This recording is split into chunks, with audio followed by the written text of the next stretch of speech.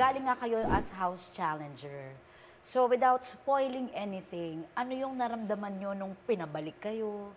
Nakita nyo ulit yung mga housemates? Anong naramdaman nyo nung nag-reunite kayo doon?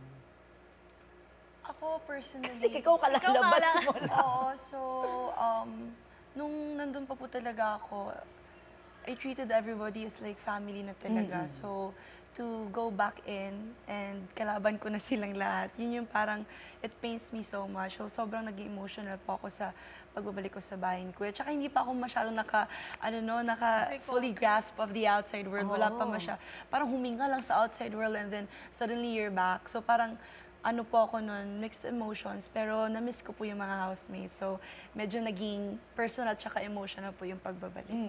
Ikaw, Ash, ikaw syempre isa sa mga unang na-evict. So medyo matagal yung experience mo sa outside world and then bigla kang pinabalik ni Kuya. Ano yung reaction mo? Actually, Miss Aubrey, sobrang excited ako makita silang lahat. Kasi nakita ko rin yung growth nila sa PBB journey nila from day 1 to the 100th day, and now they're still fighting. So when I saw them, dapat nga may challenge may task kasi na pinagawa si Kuya sa amin na dapat kinatisin namin sila. Pero hindi namin napigilan na, alam mo yung tumalon at maging masaya at yakapin silang lahat. And naging emotional din actually. Kasi for the first time, nagsama-sama kaming lahat sa loob ng bahay ni Kuya. And of course, bilang house challenger din, kinabahan din po talaga ako. Kinahabahan din po ako. But sobrang lang din, meaningful talaga yung pag-reunite naming lahat. And talagang everyone was so emotional and we are just so happy sa lahat ng mga housemates na talagang lumalaban pa rin ngayon. Kagabi pinalabas yung ibang mga tasks, no? Opo. Josh, isa doon yung parang napansin nga ng mga viewers na parang naging easy ka kay AZ. No, parang you were emotional din that time doing the challenge. Ba't ganon? Opo. Sobrang hirap po kasi, Miss Aubrey, na kami po ni Kira, kinalaban po namin ang team Asver, si AZ pati si River. Kasi sa kanilang dalawa po kami naging sobrang close talaga. Yung duo po namin ng Kish, tapos duo rin po ng Asver, very close with each other. So nung nagtapatan na po kami, syempre bilang challenger, kailangan po bigyan namin sila ng challenge. Kailangan ilalabas namin yung mga competitiveness nila. I feel like nagawa po namin yun ni Kira. Pero hindi naman po sa, paano pa sabihin? I did my best po talaga, lalo na para ma-push po yung limit nila. Pero may onting leeway rin po, onting pagbigay. Kasi gusto ko rin, parang hindi ko po kayang manalo against them. Kasi syempre, challengers po kami. Hindi naman po, ang point naman po ng challengers, hindi manalo, kundi i-push sila sa limits nila. And I think we were able to do that. Kaya natutuwa rin ako na sila yung naging kalaban. Kasi alam naman nila na task slayers kami. Gagalingan talaga namin with any tasks. Kaya I'm sure nakita niyo naman po sa mga emotions po nila na napaiyak po sila, napaluha. Oo nga. Kasi yun nga, very close friends po kaming apat. Gets.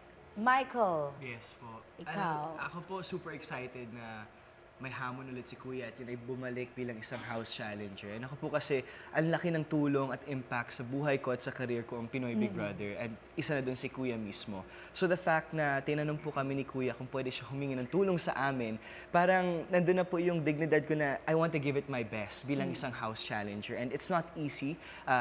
Yesterday, last night's episode, naging emotional po ako doon. Pero yun talaga po yung kailangan namin ilaban Hindi naman kami pumasok dito para patunayan na mas deserving kami. Hindi yun. Kumbaga, nandun kami para tumulong sa housemates, kay Kuya at para sa taong bayan. Kasi malapit na po ang big night. And nung nandun na kami, nagtatask na kami, grabe, habang nandun ako, naiiyak na talaga ako seeing that these are my family that so close to their dreams. Pinag-uusapan namin ever since the start. Ngayon na malapit na sila, nakikita ko na yung passion in their eyes. And siguro, just like Josh, there's times na we don't want to necessarily win, but we want to push them to their limits. Yeah. And kami nakalaban po namin was Charlie and Esnir. And si Charlie, bunso po namin yan. Si Esnir, very close ako sa kanya.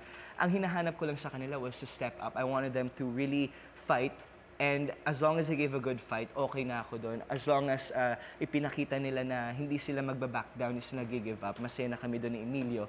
Kaya ayun po, nung naging house challengers kami, we stepped in there knowing that this would be difficult, and we stepped out knowing that we were happy that we were able to help them. Vince, ikaw, ano naman? Siyempre ako naman sobrang na-excite talaga ako nung pumasok ulit ako sa bahay ni Kuya as house challenger.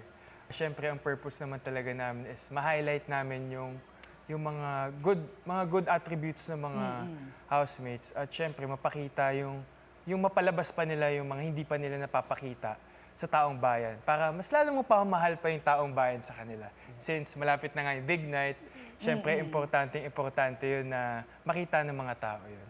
Lalong-lalo na ako, sobrang talaga, nung pagbalik ko doon, parang nakabalik ulit ako sa bahay ko. Parang gano'n. Second home, no? Second home. Second home. Lalo na andun yung family namin, like na nabuo sa loob ng bahay ni Kuya. Siguro masasabi ko din na parang isa sa magandang moment is ako yung na nag-challenge kay Dustin na parang feeling ko kapatid ko na. At feeling ko parang nagawa ko naman ng maganda na may nalabas naman siya na sa tingin ko mas lalong ma-appreciate pa sila ng mga taong bayan.